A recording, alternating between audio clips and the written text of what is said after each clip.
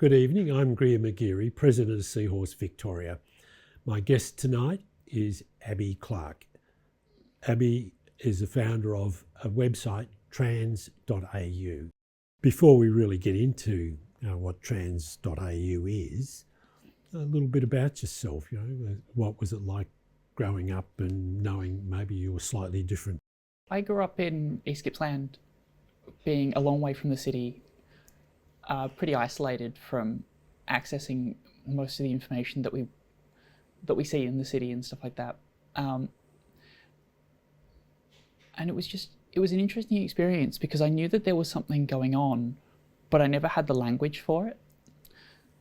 So it took me until it was like I was 26 when I transitioned to transition, just simply because I didn't have the language. Yeah. I didn't know what transgender meant. I didn't know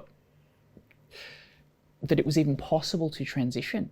With the knowledge you have now and the language you have now, what was it say like in primary school or even pre-primary school? What was your how did you feel and what was the reaction of people around you? In like younger schooling, it was a case of I hid a lot of that. I didn't want to express any femininity or anything like that. I was always pretty clean, but having 3 younger siblings, all brothers, it made it a little harder, particularly in a rural town where my primary school was 70 students. Mm. And you couldn't, gender diversity was not a thing in a Christian school. Well, I can relate to that because I'm the middle of 5 with 4 brothers, 2 either side of me, and growing up in a country town, maybe slightly bigger than the one you were in, but similar thing, going to a Catholic primary convent school, there was all the boy things to do. It's just a very interesting experience going to a Christian school in a small town, and yet gender diversity, gender expression like that would not have gone down well. I was already bullied. I didn't need to add to it. So how did your parents treat you? Were they had any inkling as to maybe you were not the boy that they were hoping for? They should have, but I don't think that they figured it out. They didn't figure it out until I told them. And it was just like, oh, it was very much a case of surprise for them. But at that point too, I hadn't been living at home in 8 years. So it shouldn't have been terribly surprising considering there were some signs. With that early, being Christian school, you're going off to, the Sunday services and things like that. So what was that like mixing with a broader group of people? I spent quite a lot of time in the church all the way up until I transitioned. It was very interesting because it was always like I had something that I couldn't express. And I not having any idea that transition is even possible just meant that I was suppressing that part of myself. I had no idea how to express it. I felt shame in it because growing up in the church, there's a lot of rhetoric around homosexuality and men expressing feminine ideals. And it was very interesting to see that. And I remember during 2016, this was years before I came out, but the same-sex marriage plebiscite, and hearing from the pulpit that you should vote against it. And I turned around and went, why? It doesn't make any sense to the Bible that I was taught. You got actively involved in church activities. What was it like through the secondary schooling and that with that involvement? I was involved in leadership through the youth ministry and stuff like that. I was involved in the creative team at church. I was the youngest person on the creative team, even if I was on just the audiovisual side of things at the back of the church, away from most people's view because I'm behind everybody. But it was always interesting. Like, I felt included, but I still felt like I needed more. I needed to, I've always had the dream of I wanted to I wished I was a girl from a young age, but it was a case of how do I express that? I don't know. I'm just going to, for the longest time I was able to hide it. And it was a case of it would come and it would go and it would come and go in waves. And with it coming and going in waves, it was a case of I'm able to push it to the side for a while, maybe a couple of years at best.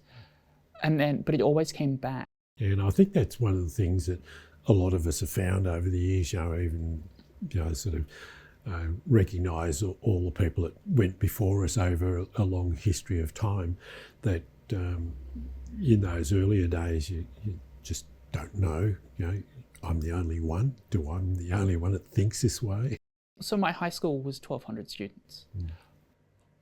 And I didn't know anybody else that was trans or anyone else that had transitioned in 1,200. It wasn't a thing that came up. We didn't have the language. We didn't know what it meant. We couldn't discover. We couldn't explore. One of the other problems that I also had was I never had my own space. I shared a bedroom up until I got to university. Yeah. And then I could start actually exploring it. And it was funny because it turns out that somebody else on campus was also exploring their gender. And they came out to me via Facebook Messenger while I'm sitting in the endocrinologist's office for the very first time. They had no idea that I was there. Yeah. And I'm just like, you have to be kidding me. Are you looking in the window? What is this? I'm sitting in the endocrinologist's office to start hormones. Yeah. And I haven't told them yet. And they're like, oh yeah, I'm trans. And I'm like, oh, same. I'm actually in the endocrinologist's office. It's hilarious. Obviously left home to go to uni. So where did you go to uni? I went to uni at what is now Federation University in Ballarat. I studied a Bachelor of Information Technology. While I was a student, because now I had my own free space, my own room, I was able to explore some of feminine clothing and stuff like that. And I was able to order bits and pieces through the post that meant that I could dress a little bit more femininely, but I never shared that. I never walked out of my room wearing that. And it took many, many years still after university before I could even express that. Yeah, because that's, again, a familiar sort of thing from all the people I've spoken to, plus my own experiences, that you go and sort of buy clothes and try to wear them discreetly and try to hide them discreetly in case somebody else finds them. So but did you find sort of being at uni, and not just that sort of self-exploration, but just the general, the vibe of the uni, was that supportive, or did you find that supportive in general? I didn't really know about LGBT issues at this point in time. It was supportive as a student to get through my degree and all of that, but I didn't really do anything outside of my course. In a sense, harbouring this secret, did you find that had an impact on the way you studied, or the choices that you made for the type of course you did? I knew that I wanted to study IT, at least going back to year 9. And it didn't really change anything. It was just more what I did on my own, in my own room, away from the eyes of others that can judge me.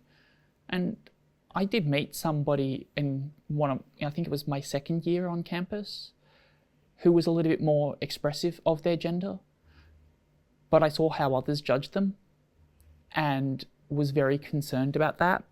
So we're talking 2013. At this point was my second year of uni. I'm just looking at the judgment that people gave to that, and it was just like, oh, that's weird, don't associate with them. And even though we were friends, I didn't understand. It was also 2013, so at this point in time, we didn't have informed consent. You had to socially transition before you could start hormone therapy. And that wasn't something that I could ever have done. If that requirement was still a requirement, I would never have transitioned, because it was too terrifying, because I couldn't get away with dressing more femininely in public. With that though, what sort of professional sort of help were you getting while you're in Ballarat? When I came out, I was 26. It was very much a case of it was who you knew, not what you knew. Because I knew what the process was. The process at this point was you had to go see a psychologist. And then the psychologist could write a letter of support. So go to the GP. GP gives you a mental health plan. They send you off to a psychologist but at this point I don't have a family GP. So I just went into the walk-in clinic. And they referred me to a psychologist that didn't have any idea. So I wasted my time for like 5 months, spent about $900 that I shouldn't have spent. Very expensive. And then it took until like January where I sat down with this friend from uni that I hadn't spoken to since uni. We hadn't spoken in like 5 years. I sat down with them and said, hey, this is my story. This is what I experienced. I've always had these thoughts. Oh, there's a trans support group. They meet once a fortnight. You should come along. So I went along to that. The first time I went to that was on my birthday, my 26th birthday. At this point, parents both knew it was something that I was actually pursuing, going, I need to transition. They linked me into Madeline Fernbach of Sound Psychology, who actually knew what was going on, was able to write that letter of support, and then sent me on to Anthony Kemp at St John of God. You mentioned there that you told your parents before you sort of got into the psychologist and the... I was seeing a psychologist, but not the before one. I knew what it was. I knew that I could transition, but I didn't know how. You sort of mentioned earlier there how your parents sort of went, oh, but were they sort of trying to stop you, or were they sort of relatively neutral? And my parents were relatively neutral about it.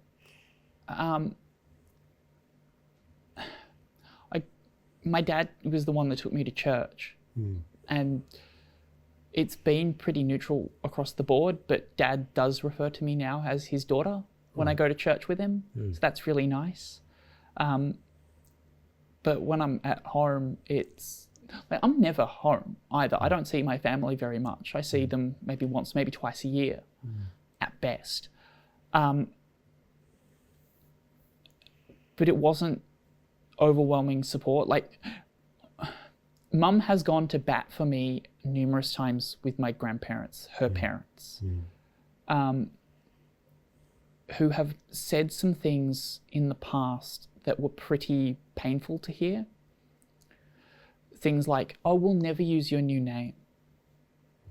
Cool. And if that's how you want to treat it, then I don't have to talk to you again.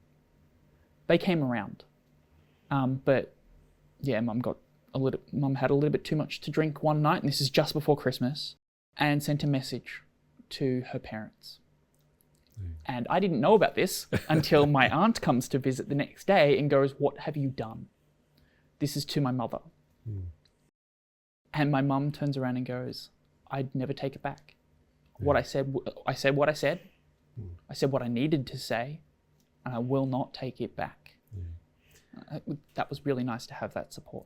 There's something good about clearing the air in a sense, isn't there, about being much more open. One of the things I found in the end, that once I actually was out to everyone that's relevant to me, and through the fact that I've been doing on TV a lot and very public with other things that I do, the sense of no longer hiding, that you can just walk along and you go to the shop and not explain yourself or whatever you do. And that's rather liberating in many ways. It is. It very much is. The fact that I can now dress the way I want. I can show off a little bit more. I'm prouder in myself now, but also I got lucky with when I transitioned, because I transitioned in 2019. I came out at work before I came out to a lot of family. Like parents, grandparents knew on both sides. My aunt actually jumped up and down going, I have a niece, I have a niece. That was great. But when I transitioned, I had to change my name legally pretty quickly, because the internal systems for the company that I work at were able to change. The systems for our clients were not, due to some legal requirements. So that had to be my legal name, so I had to do that pretty early on. And it was very much a case of like, I started hormones in May, and I'm looking around and nobody's noticing. Nobody's noticing that I'm changing. People are telling me to get a haircut, but that's about the best, right? And I'm like, I'm growing breasts. How do you not notice this? Like, you guys see me every day. How do you not notice? So I came out at work and I changed my name legally, and then the pandemic hit. And because of the pandemic, I could hide while a lot of those changes were happening. And then all of a sudden having to go back into the workplace, which was actually really odd because I'd never been to a client site. And my first going back to work was, hey, you're going to the client. That's terrifying as a concept, because I've transitioned. I do not have the wardrobe to do that. I need to fix this. And so we started trying to buy some dresses, and I think actually that's when I bought this jacket. So, and yeah, it was just a case of having to travel to... That coming out at work and subsequent to that, is the work been very supportive? Work's been great, honestly. I've not had a single problem. I thought a couple of people were going to be problematic. Haven't had a single word that's been problematic. It's a little harder in 2025 with a lot of companies, particularly big companies, seemingly walking away from their DE&I commitments, which is unfortunate, and it's really upsetting to a lot of us. But by and large, it's not a hostile work environment in any case. It's just we don't have the funding that we used to. Now, we see on your T-shirt there, Trans.au. What is Trans.au?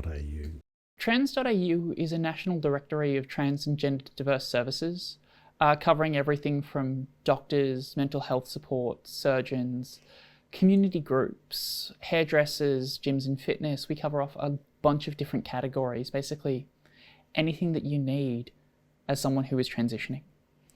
Because going into a gendered space can be terrifying, and we do see a lot of directories out there that are just doctors and healthcare professionals. Great, we absolutely need them, but we need other services as well.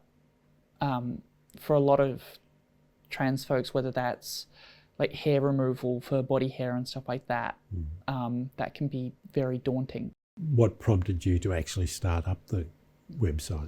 I've been moderating Transgender AU on Reddit for quite some time, because there was a call for help, and I've been doing online moderation for years.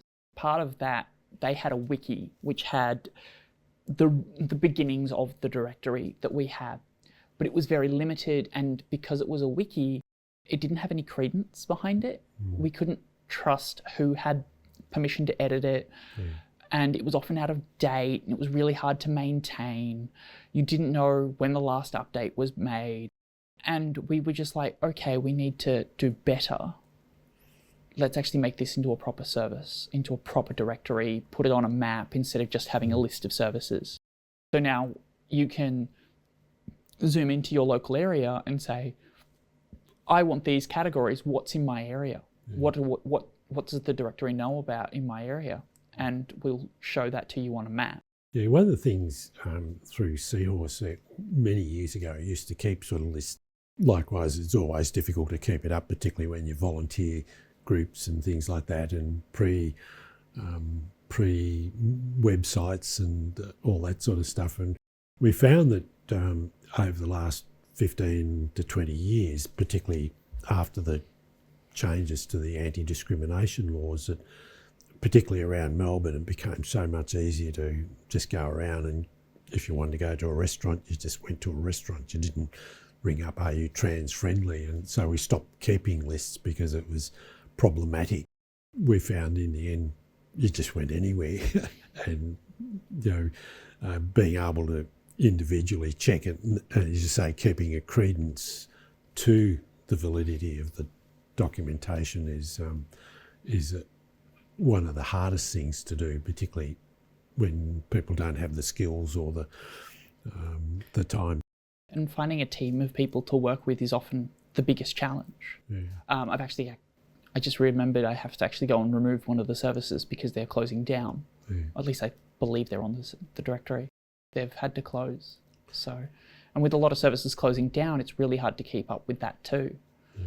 Like, we're seeing funding cuts across the board. We're seeing services like the Cairns Hospital having to cut their service for those under the age of 18. I'm glad you touched on that, because that brings into all the politics from around the world, particularly emanating out of the US and some out of Britain in particular. And with the right wing of politics is that anti-trans aspect of it, and being in Queensland with the change of government.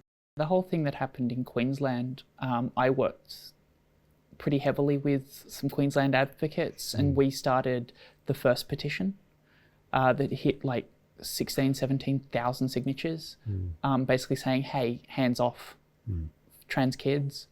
When Queensland said, oh, we're going to stop trans kids accessing gender affirming care, a lot of people stood up and said, no, this isn't appropriate. A lot of that appears to be around disinformation as opposed to misinformation, that all these trans gender affirming care means that we're giving everyone hormone blockers and that's not the case. And puberty blockers, and the case where it's not. It's really that early stage of parents needing to help their child work out where they are in life. Too many people will look at the research and then make the research, regardless of what the research actually says, they will skew it to their own viewpoint. And we do see that a lot, particularly within gender critical spaces. They'll take a research paper that says, hey, we need actually more support. And they'll go, but it says this, and it says that we shouldn't be doing this. And it's just like, that's not what it said at all. So the exact opposite of what you're trying to say. So are you finding that external politics having an impact on how you're compiling what you put your list on Trans.au? By and large, no. Some of it is changing what information certain services will list. We have had a couple of services come back and say, hey, I don't want to be known as a trans person, so please don't list me, which is unfortunate. There are some really important services that just don't want to be listed for a variety of reasons. In fact, one of the ones that I saw was a case of, hey, we don't advertise, end of story. So we don't want to be on there either. The biggest thing for us is more so the news and advocacy side of things that we also cover. We repost a lot of trans news from around the country, working with organisations like Q News, Star Observer out in Perth, Trans Health Research, which is this great service running out of Melbourne. A bunch of different organisations to say, hey, this is what they're doing in the advocacy space for trans rights. Let's try and support that. But also making sure that people are aware of the current situation for trans folks, whether that's Clive Palmer's ads in the local newspapers. We saw them in my local newspaper. We saw them in Newcastle, The Age. Ads being broadcast on TV. I've received emails from people going, hey, how do I stop this? Like, this isn't appropriate for broadcast on TV. How do I put in a complaint? The reality, you can only complain to the TV station that's Yeah. broadcasting it. Ultimately, if you want to complain to like someone higher than that, like the communications authorities and stuff like that, you can't. You have to go to the broadcaster first. I would like them to not publish particular ads. Like, I understand the whole freedom of the press and you don't want to be biased and all of that jazz. But there's a very different take on that than posting what is equivalent to hate speech. What do you see with yourself moving on at the moment? Still trying to grow the directory. I can only really add things to the directory that I know about or people tell us about. We have a form on our website that allows people to submit extra services, and then they need to follow up on a couple of those. But we try to add them as quickly as we can to grow the directory. It's over 480 different listings right now. Probably on that note, thank you for joining us in the conversation tonight, and it's really appreciated for what you're doing with that directory. Thank you. I'm Greer McGeary. My guest has been Abbie Clark. Thank you for watching Bed TV.